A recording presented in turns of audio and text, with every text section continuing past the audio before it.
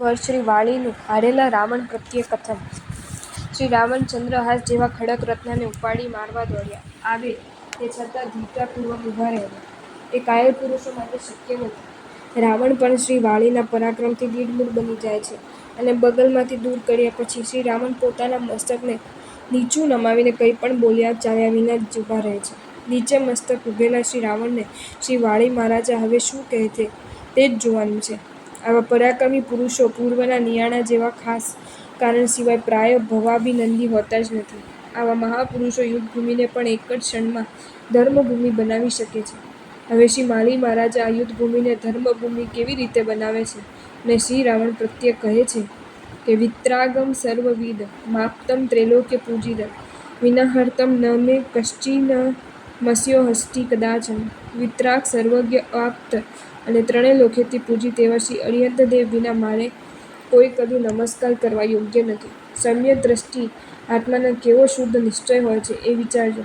શ્રી અરિહંતદેવને ગ્રહણ કરવાથી શ્રી અરિહંતદેવની આજ્ઞામાં વિચરતા નિર્ગ્રંથો અને ધર્મી તરીકે તેમના અનુયાયીઓને પણ નમસ્કાર્યની કોટીમાં આવી જ જાય છે.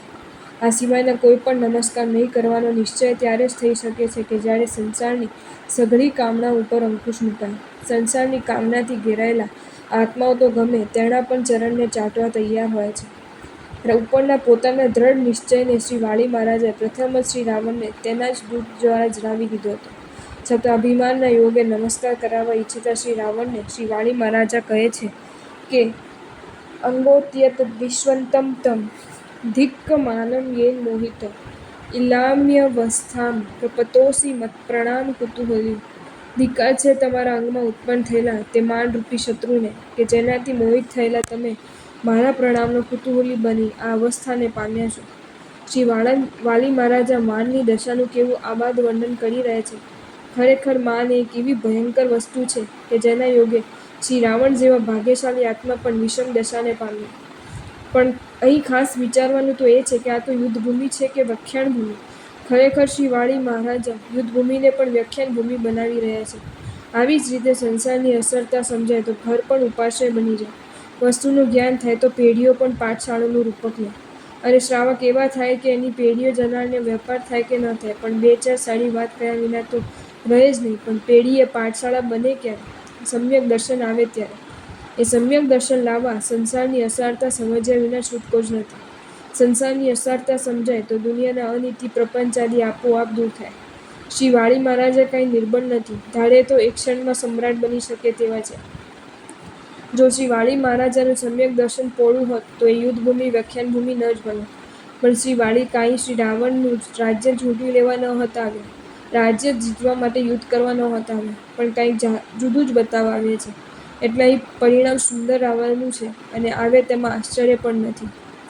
સમ્યક દર્શનના સુપ્રભાવે કૃતજ્ઞતાના સ્વરૂપને જાણનાર શ્રી વાળી મહારાજા માનરૂપી ક્ષત્રિયનો તિરસ્કાર કર્યા પછી કહે છે કે પૂર્વ આપકારણ સ્મરતા મયા મુક્તોસી સંપ્રતિ દત્તમ ચ પૃથ્વીરાજ્ય મખંડાજ્ઞ પ્રસાદી તત્ત.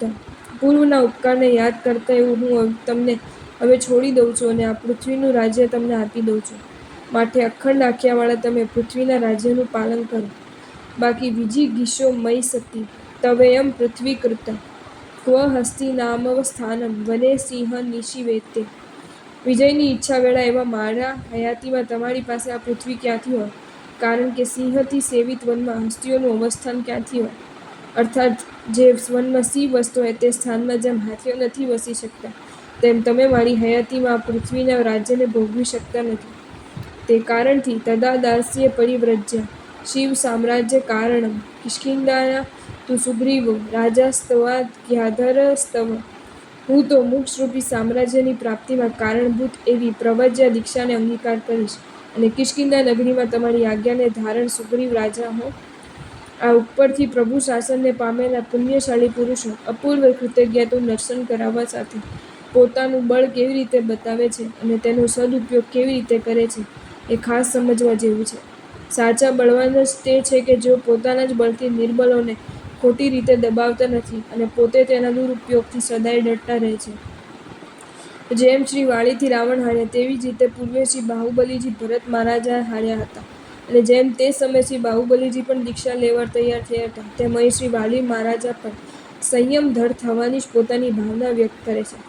ખરેખર આવા પરાક્રમી ચરમ શરીરી પુણ્ય પુરુષો જ રાજ્ય પીપાસુ બને તો ભયંકર અવ્યવસ્થા ઉત્પન્ન થાય, વિનાય રહે જ નહીં. અને આ જ કારણે એવું અતિશયવંતું બળ તેવા નિષ્પ્ર અને વિરક્ત પુણ્ય પુરુષો સિવાય પ્રાય અન્યને મળી શકતું નથી.